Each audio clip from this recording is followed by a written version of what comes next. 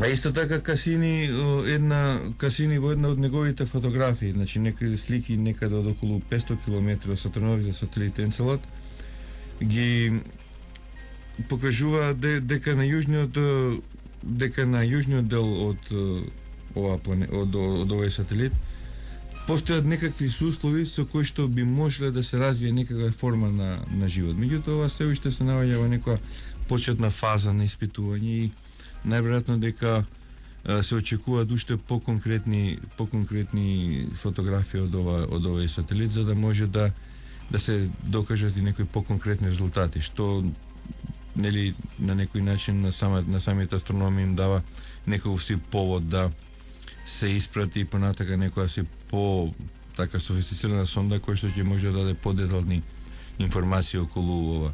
Меѓутоа, она што би сакал да го напомнам е тоа дека кога веќе зборавме за температурата и нови сателит ладе онај мраз, значи таму површинската температура е некаде помеѓу 150 до 170 Целзиуси во минус. Така да ако се било како може да се појави некоја форма на живот, таа сигурно се наоѓа испод самото тло испод овие плочи на овој сателит Енцелад. Добро, овој пат нема да досниме, точно е 23 часот, односно уште 30 секунди, пак ќе биде точно 23 часот и одиме со нашиот хит неделник.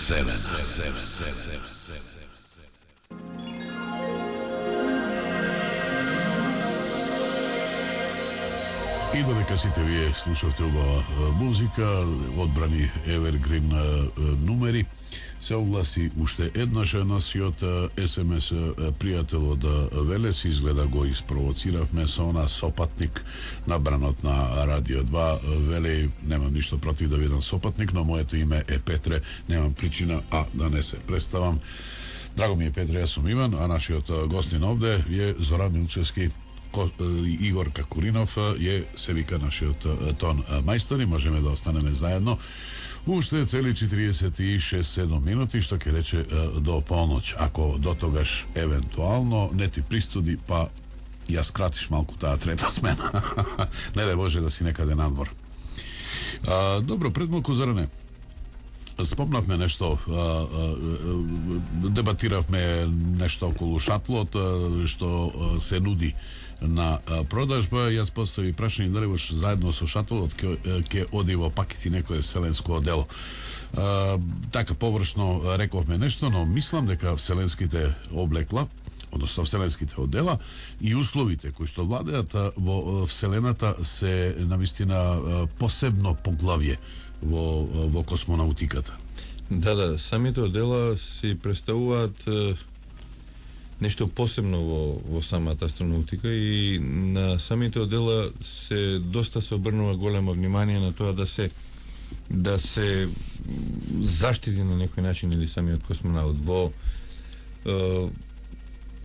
светот постојат две фабрики, поточно три фабрики за производство на одела, значи едната се наоѓа во Соединетите американски држави, една во бившиот Советски сојуз, нели денешка Русија, и во поново време се јави Кина, нели како на трета, да кажеме, или астронаутска сила во светот.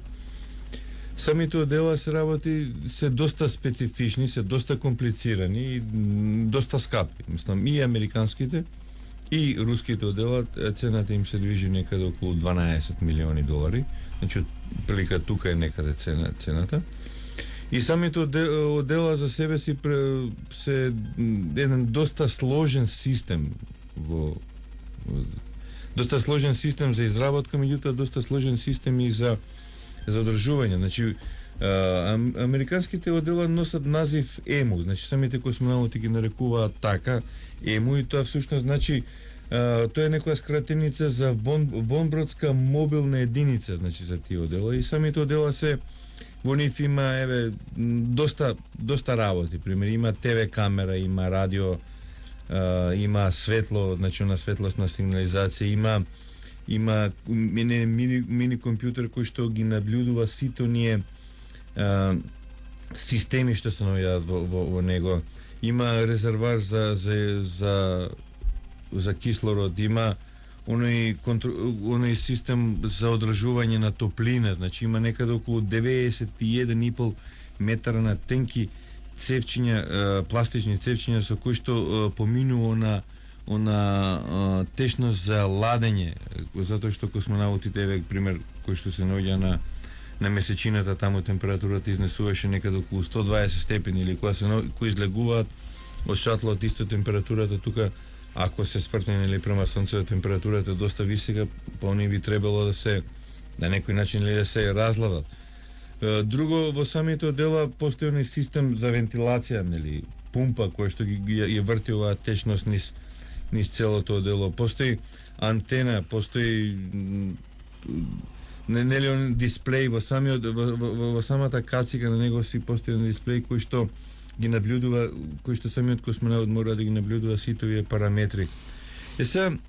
Самите одела се доста специфични, нивното облекување е доста тешко, отприлика 1 до 2 луѓе му помагаат он самиот космонаут да се облече. Значи отприлика некаде околу половина час трае тоа облекување и оделото овдека, она одело кое што е наменето за излегување надвор од вселенското летало тежи 120 килограми, да речеме американското, а 118 мислам дека е советското одело, и са нормално со ова одело не би можел на земјава да се помести, меѓутоа кога се најде, да речеме, некаде на висина од околу 400 километра, од тука ова одело буквално не го осеќа, значи само кога ќе помрне со раката, он осеќа дека настанува некој пореметување.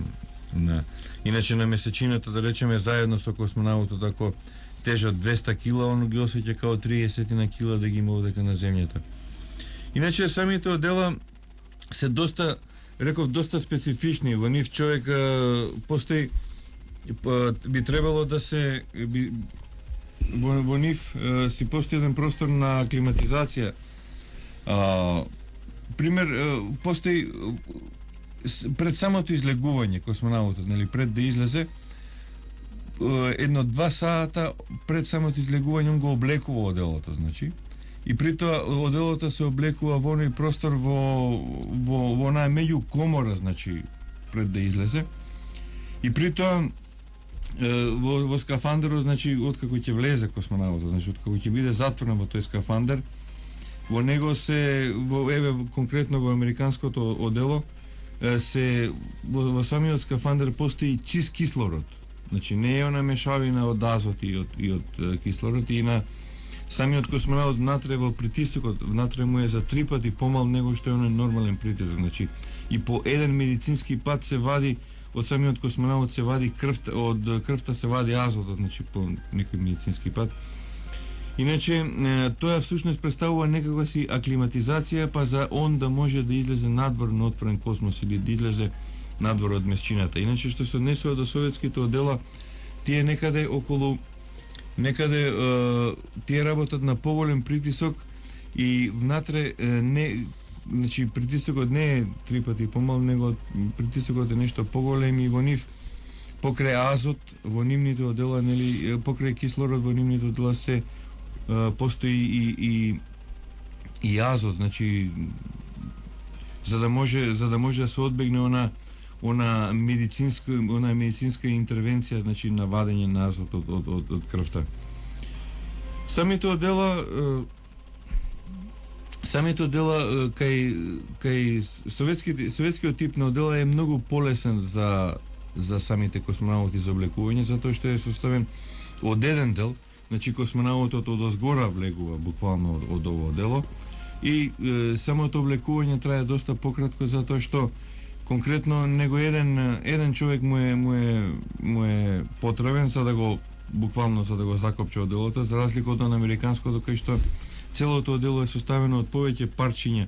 Значи си постои еден дел од оне горниот дел, значи посебно се ракавите, посебно се ракавиците, посебно е скафандер кој што се става на самото одело.